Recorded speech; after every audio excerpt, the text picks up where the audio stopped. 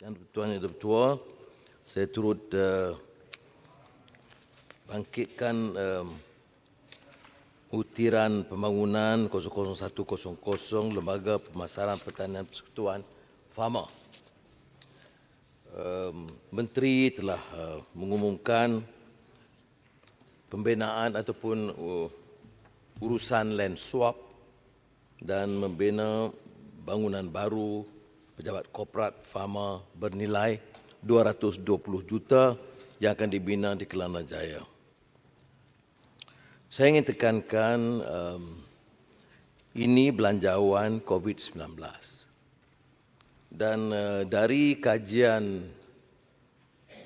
Engku Aziz sejak 61 sehinggalah 90-an, dia menyebut tentang vicious cycle of poverty yang melibatkan apa yang diungkapkan dalam frasa irregularities in the marketing infrastructure. Dengan izin, Tuan Yang Bertuah. Jadi peranan farmer itu bila dibangkitkan oleh Engku Aziz, disambut oleh marhum Tun Razak dan Tun Musa Hitam masa itu, ditubuh untuk membantu petani-petani pekebun kecil dalam isu pemasaran. Jadi patut menteri, terutama yang dari Sabah, dari kawasan desa, beri tumpuan supaya pemikiran lama, the old normal yang dikatakan itu dirubah. Masalah pemasaran tak akan dibantu dan diselesai dengan bangunan korporat yang baru. Kata menteri, dia tidak melibatkan beban keuangan.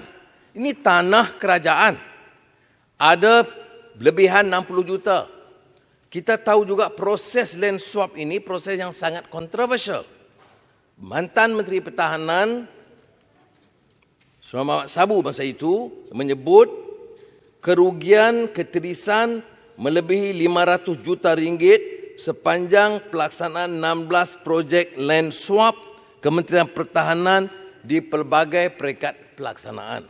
Jadi menteri harus lebih teliti. Apa keutamaan kita? Nak bantu peladang dan petani jual barang dia, makanan ternakan dan sebagainya, atau nak buat mahligai baru di Kelana Jaya? Itu bagi saya sangat penting, terutama dalam keadaan mendesak sekarang. Dan yang juga terkait dalam perkara ini, saya sebutkan pihak kementerian harus kembali melihat peranan farmer.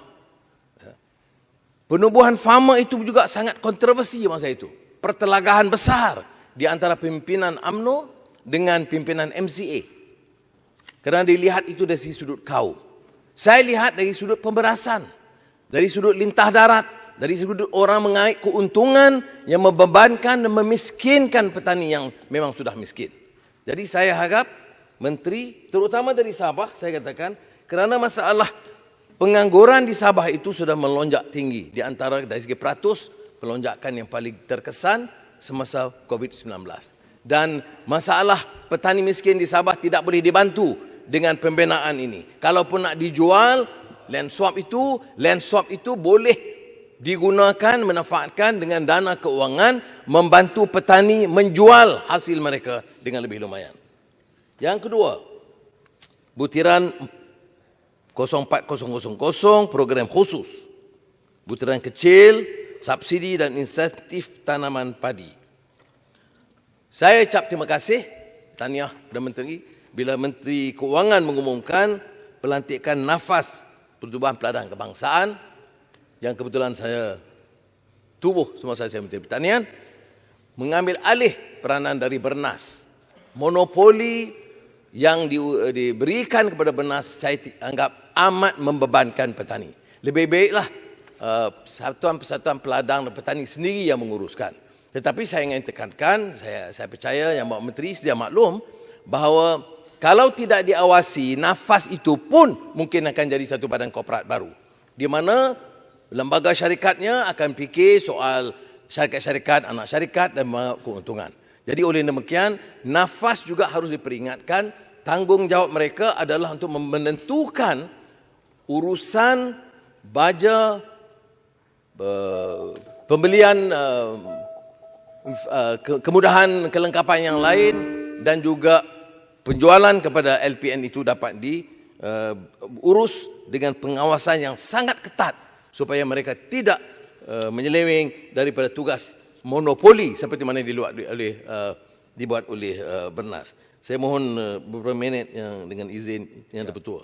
Silakan. Kerana ia ada kaitan dengan laporan Ketua Audit Negara soal subsidi padi ini. Laporan Ketua Audit Negara 2018. Saya baca.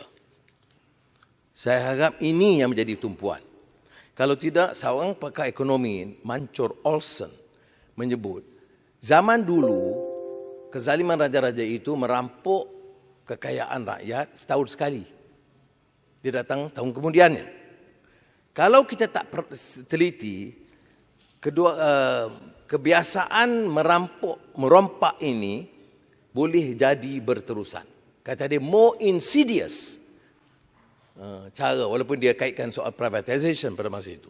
Contohnya, seramai hingga 7,000 pesawah yang telah meninggal dunia masih mendapat subsidi dan insentif berjumlah 57.9 juta. Dah mati dah ni. Dan kemudian